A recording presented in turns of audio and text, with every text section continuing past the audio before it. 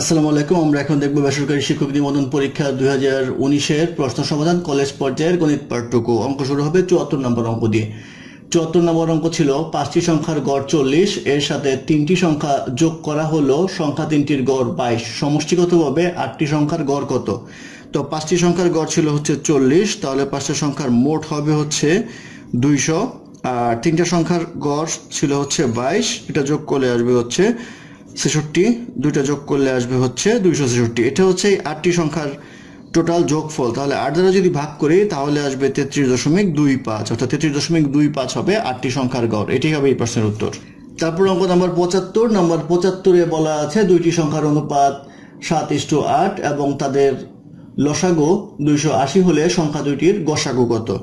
তো দুইটি সংখ্যার অনুপাত 7:8 হলে আমরা ধরে নেব হচ্ছে 7x আর 8x, তাহলে তাদের লসাগু হবে হচ্ছে 7×8 = 56x। আবার তাদের গসাগু যদি করি তাহলে দুইটার মধ্যে কমন আছে শুধুমাত্র x, তাহলে গসাগু হবে x। এখান থেকে x এর মান বের করলেই হবে। তো লসাগু বলা আছে 56x = 280 বা x = আসবে হচ্ছে 5। যদি x = 5 হয় তাহলে গসাগু হবে 5, এই 5 হবে এই প্রশ্নের উত্তর। তারপর অঙ্ক নাম্বার 76। নাম্বার 76-এ বলা আছে ঘন্টায় y মাইল বেগে x মাইল দূরত্ব অতিক্রম করতে কত ঘন্টা সময় লাগবে? তো এখানে আমরা জানি দূরত্ব বাই গতি বেগ ইকুয়াল টু সময়। সেই ক্ষেত্রে দূরত্ব দেওয়া আছে এখানে x মাইল আর গতিবেগ দেওয়া আছে y, সেই ক্ষেত্রে x/y হবে সময়, অর্থাৎ x/y ঘন্টা সময় লাগবে। এটি হবে এই প্রশ্নের উত্তর। তারপর অঙ্ক নাম্বার 77। নাম্বার 77-এ বলা আছে 16 জন শ্রমিক একটি কাজ 3 ঘন্টায় সম্পন্ন করতে পারে, উক্ত কাজটি সম্পন্ন করতে 5 জন শ্রমিকের কত সময় লাগবে? তো ঐকিক নিয়মে করলে 16 জন করতে পারে হচ্ছে 3 ঘন্টায়, তাহলে একজন করতে পারবে হচ্ছে 16 × 3 ঘন্টায়, আর 5 জন করতে পারবে /5। এটা করলে আসবে হচ্ছে 9/5/3, অর্থাৎ 9/5/3 ঘন্টা হবে এই প্রশ্নের উত্তর। তারপর অঙ্ক নাম্বার 78। নাম্বার 78-এ বলা আছে 6/4 হার সুদে কত সময়ে 96 টাকার সুদ 18 টাকা হবে? তো আমরা জানি I = NPR, আমাদের সময় জানতে চাওয়া হয়েছে, সেই ক্ষেত্রে আমরা লিখতে পারবো N = I/PR। N বের করতে গেলে I এর মান আমরা বসাবো, I এর মান হচ্ছে এখানে 18 আর P হচ্ছে 96, আর এটাকে লেখা যায় হচ্ছে 6.25/100, অর্থাৎ ইন্টারেস্ট রেটের পার্সেন্টেজটা 100 দ্বারা ভাগ করে বসাতে হবে। এটা করলে আসবে হচ্ছে 3, অর্থাৎ 3 বছর হবে সময়টা, এখানে এই 3 বছর হবে এই প্রশ্নের উত্তর। তারপর অঙ্ক নাম্বার 79। 79-তে বলা আছে একটি ঘড়ি 10% ক্ষতিতে বিক্রি করা হলো, বিক্রয় মূল্য 45 টাকা বেশি হলে 5% লাভ হতো। ক্রয় মূল্য থেকে 10% কম এবং এদিকে বিক্রয় মূল্য 5% যদি বেশি করা হয় তাহলে আমরা লিখতে পারবো হচ্ছে 15% হচ্ছে ডিফারেন্স। এই 15%-এর জন্য হয় 45 টাকা ডিফারেন্স, 100%-এর জন্য হয় হচ্ছে /15 × 100 ইকুয়াল টু আসবে হচ্ছে 300, অর্থাৎ 300 টাকা ছিল ক্রয় মূল্য। এটি হবে এই প্রশ্নের উত্তর। তারপর অঙ্ক নাম্বার 80। নাম্বার 80-তে বলা আছে প্রথম p সংখ্যক বেজোড় সংখ্যার যোগফল কত? প্রথম p সংখ্যক বেজোড় সংখ্যার যোগফল হচ্ছে p², এটা একটা সূত্র। তারপর অঙ্ক নাম্বার 81। নাম্বার 81-তে বলা আছে x² + y² = 18 এবং xy = 7 হলে x - y² এর মান কত? তো x - y² আসবে হচ্ছে আমাদের x² - 2xy + y², আর প্রশ্নে x² + y² এর মান দেওয়া আছে হচ্ছে 18 এবং xy এর মান দেওয়া আছে 7, তাহলে 18 - 14 = আসবে 4, এই 4 হবে এই প্রশ্নের উত্তর। তারপর অঙ্ক নাম্বার 82। নাম্বার 82-তে বলা আছে কিউব রুট, ভিতরে কিউব রুট a³, এটা করলে পাওয়া যাবে হচ্ছে কিউব রুট a³ 1/3, কাটাকাটি করলে থাকবে হচ্ছে কিউব রুট a = হবে a⁻1/3। অপশনে উত্তরটা নেই, সেক্ষেত্রে জেনুইন উত্তর হবে a⁻1/3, a⁻1/3 হবে এই প্রশ্নের উত্তর।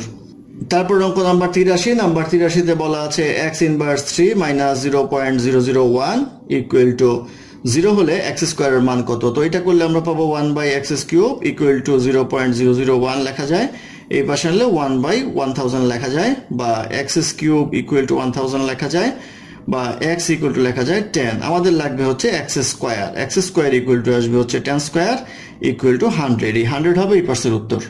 তারপর অঙ্ক নাম্বার 84। নাম্বার 84-তে বলা আছে log2 64 + log2/8, এটা করলে আসবে হচ্ছে log2 64-কে লেখা যায় হচ্ছে 2⁶, আর log2 এটাকে লেখা যায় 2³ এটাকে লেখা যায় হচ্ছে 6 log2 2 প্লাস 3 log 2 2, তাহলে এটার মান হচ্ছে 6, এটার মান হচ্ছে 3, কারণ এইটুকের মান হচ্ছে 1, এইটুকের মানও 1, সেই ক্ষেত্রে লেখা যায় হচ্ছে 9। এই 9 হবে এই প্রশ্নের উত্তর।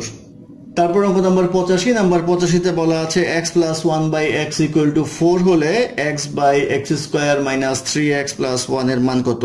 তো এখান থেকে আমরা লিখতে পারবো x লসাগু হলে x square plus 1 equal to 4, বা লেখা যায় x square minus 4x plus 1 equal to 0, বা এখান থেকে লেখা যায় x square minus 3x plus 1 equal to x। এখান থেকে একটা x ডান পাশে নিয়ে আসলাম, কারণ হচ্ছে এটার সাথে আমরা মিল করব। এখন যদি আমরা এই মানটা বসাই তাহলে আসবে x by x equal to আসবে হচ্ছে 1। এই 1 হবে এই প্রশ্নের উত্তর। তারপর অঙ্ক নাম্বার 86, নাম্বার 86-তে বলা আছে বৃত্তের ব্যাস 3 গুণ বৃদ্ধি করা হলে ক্ষেত্রফল কত গুণ বৃদ্ধি পায়? বৃত্তের ব্যাস আর ব্যাসার্ধ যাই বৃদ্ধি করেন না কেন, সূত্র একই হবে। দুইটার যেহেতু অনুপাত বের করতে বলা হয়েছে, সেই ক্ষেত্রে আমরা বের করতে পারবো পাই, আর এটা হবে হচ্ছে 3 গুণ বাড়ালে 3 স্কোয়ার, তাহলে পাই আর স্কোয়ার, আর এখানে হবে হচ্ছে 9 পাই আর স্কোয়ার, তাহলে বৃদ্ধি হলো হচ্ছে 9 গুণে 9 হবে এই প্রশ্নের উত্তর। তারপর অঙ্ক নাম্বার 87, নাম্বার 87-তে বলা আছে √2 বাই √6 প্লাস 2 এর মান কত? এটা করলে পাবো হচ্ছে √2, নিচে √6 প্লাস 2, আর √6 মাইনাস 2 দ্বারা গুণ করব লসাগু এবং গসাগুকে। এটা গুণ করলে এমন আসবে, তো এটাকে লেখা যায় হচ্ছে a plus b into a minus b, 6 minus 4, আর এটা হয় হচ্ছে √2 √6 মাইনাস 2 ইকুয়াল টু আসবে হচ্ছে √2, নিচে থাকবে হচ্ছে 2, আসবে হচ্ছে √6 মাইনাস 2। এটা কাটাকাটি যায়, কাটাকাটি করলে আমরা দেখব নিচে আসবে √2, উপরে আসবে হচ্ছে √6 মাইনাস 2। এখন যদি উপরে ক্যালকুলেশন করি, এটাকে লেখা যায় √3 √2 মাইনাস √2 লেখা যায়, নিচে হচ্ছে √2। এখান থেকে যদি আমরা √2 কমন নেই তাহলে পাবো √3 মাইনাস √2 ডিভাইডেড বাই √2। এই √2 কাটা থাকবে হচ্ছে √3 মাইনাস √2, তাহলে √3 মাইনাস √2 হবে এই প্রশ্নের উত্তর। তারপর অঙ্ক নাম্বার 88, নাম্বার 88-তে বলা আছে একটি বর্গক্ষেত্রের কর্ণের দৈর্ঘ্য 4√2 একক হলে বর্গক্ষেত্রের ক্ষেত্রফল কত বর্গ একক? তো কর্ণ হচ্ছে √2a, আমরা জানি প্রশ্নমতে √2a ইকুয়াল টু 4√2, সেই ক্ষেত্রে আমরা a ইকুয়াল টু লিখতে পারি 4। আমাদের বের করতে বলা হয়েছে ক্ষেত্রফল কত? ক্ষেত্রফল হচ্ছে a square equal to 4 square equal to 16, অর্থাৎ 16 বর্গ একক হবে এই প্রশ্নের উত্তর।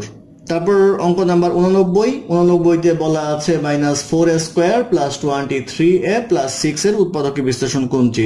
4 6 24, মিডল টার্ম করলে পাবো 4a square minus a plus 24a plus 6। এখান থেকে যদি আমরা মাইনাস a কমন নেই তাহলে 4a প্লাস 1, আর এখান থেকে যদি 6 কমন নেই তাহলে 4a প্লাস 1 ইকুয়াল টু আসবে হচ্ছে 4a plus 1 R 6 minus a, অর্থাৎ 4a plus 1 into 6 minus a হবে নির্ণয় উৎপাদকের বিশ্লেষণ। এটি হবে এই প্রশ্নের উত্তর। তারপর অঙ্ক নাম্বার 90, 90-তে বলা আছে a প্লাস b এবং a square minus b square এবং a cube minus b cube এর গসাগু কত? তো এটা গসাগু বের করতে গেলে আমরা এটাকে ভাঙালে পাবো হচ্ছে a plus b into a minus b, এটাকে ভাঙলে পাবো হচ্ছে a minus b into a square plus ab plus b square. সেই ক্ষেত্রে এই তিনটা উপাদান, একটা দুইটা এবং তিনটা, এই তিনটার মধ্যে কোনো কমন উপাদান নেই, সেই ক্ষেত্রে গসাগু হবে হচ্ছে 1। এই 1 হবে এই প্রশ্নের উত্তর। তারপর অঙ্ক নাম্বার 91, নাম্বার 91-তে বলা আছে 3 to the power whole to the power 0 plus 3x to the power 0 equal to কত? তো এটা যে কোনো কিছুর পাওয়ার উপরে 0 হলে 1 হয়, প্লাস 3 ইন্টু 1 ইকুয়াল টু আসবে 1 প্লাস 3 ইকুয়াল টু 4। এই 4 হবে এই প্রশ্নের উত্তর। তারপর প্রশ্ন নাম্বার 92, 92-তে বলা আছে 253 ডিগ্রি কোণকে কি কোণ বলে? 253 ডিগ্রি কোণকে বলা হয় প্রবৃদ্ধ কোণ, অর্থাৎ যেই কোণের মান 180-র চেয়ে বড় এবং 360 ডিগ্রির চেয়ে ছোট তাকে প্রবৃদ্ধ কোণ বলে। তারপর অঙ্ক নাম্বার 93, নাম্বার 93-তে বলা আছে কোন সমকোণী ত্রিভুজের ভূমি a উচ্চতা b এবং অতিভুজ c হলে কোনটি সঠিক? সেটা হচ্ছে অতিভুজ স্কয়ার ইকুয়াল টু লম্ব স্কয়ার প্লাস ভূমি স্কয়ার, তো c square equal to a square plus b square. এটি হবে এই প্রশ্নের উত্তর। তারপর অঙ্ক নাম্বার 94, নাম্বার 94-তে বলা আছে সমবাহু ত্রিভুজের প্রত্যেকটি কোণের মান কত? তো সমবাহু ত্রিভুজ মানে প্রত্যেকটা বাহু সমান, প্রত্যেকটা কোণের মান হচ্ছে আমাদের 60 ডিগ্রি, এটা প্রত্যেকটাই 60 ডিগ্রি, অর্থাৎ 60 ডিগ্রি হবে এই প্রশ্নের উত্তর। তারপর অঙ্ক নাম্বার 95, নাম্বার 95-তে বলা আছে পিতার বয়স পুত্রের বয়সের 4 গুণ, 6 বছর পূর্বে পিতার বয়স পুত্রের বয়সের 10 গুণ ছিল, পিতা এবং পুত্রের বর্তমান বয়সের অনুপাত কত? যেহেতু প্রশ্নে বলা আছে পিতার বয়স পুত্রের বয়সের 4 গুণ, সেহেতু অনুপাত হবে হচ্ছে 4:1। এটা অঙ্ক না করলেও এমনি বুঝেছে, না করলেই করা যাবে, বাকি ইনফরমেশন কোনো দরকার নেই, সেক্ষেত্রে 4:1 হবে এই প্রশ্নের উত্তর। তারপর অঙ্ক নাম্বার 96, নাম্বার 96-তে বলা আছে দুইটি বৃত্তের ব্যাসার্ধের অনুপাত 4:5, বৃত্ত দুইটির ক্ষেত্রফলের অনুপাত কত? তো 4:5 মানে হচ্ছে ব্যাসার্ধের অনুপাত যেহেতু দেওয়া আছে তাহলে আমরা লিখতে পারবো হচ্ছে 4r আর 5r, আর ক্ষেত্রফল করলে হবে পাই আর স্কয়ার, এটা বর্গ করব, এটাও পাই আর স্কয়ার বর্গ করব, সেই ক্ষেত্রে আসবে হচ্ছে 16 পাই আর স্কয়ার, এটা আসবে হচ্ছে 25 পাই আর স্কয়ার, সেই ক্ষেত্রে অনুপাত হবে হচ্ছে 16:25, অর্থাৎ 16:25 হবে এই প্রশ্নের উত্তর। তারপর অঙ্ক নাম্বার 97, নাম্বার 97-তে বলা আছে 3√3 এর 3 ভিত্তিক লগ কত? অর্থাৎ লগ 3 আর 3√3, এটা 3 ভিত্তিক লগ করতে গেলে লগ 3, এখানে লেখা যায় 3 এর উপরে পাওয়ার 1 আর ওটাতে হবে 3 এর উপরে পাওয়ার হাফ। তো এটা যদি আমরা করি তাহলে আসবে 3 1 প্লাস হাফ ইকুয়াল টু আসবে লগ 3 বেস 3 টু দি পাওয়ার 3/2। এটা যদি সামনে নিয়ে আসি তাহলে আসবে 3/2 লগ 3 এই তয়েব এটুকের মান হচ্ছে 1, সেই ক্ষেত্রে 3/2, অর্থাৎ 3/2 হবে এই প্রশ্নের উত্তর। তারপর অঙ্ক নাম্বার 98, নাম্বার 98-তে বলা আছে আখের রসে চিনি এবং পানির অনুপাত 3:7 হলে রসে কি পরিমাণ চিনি আছে?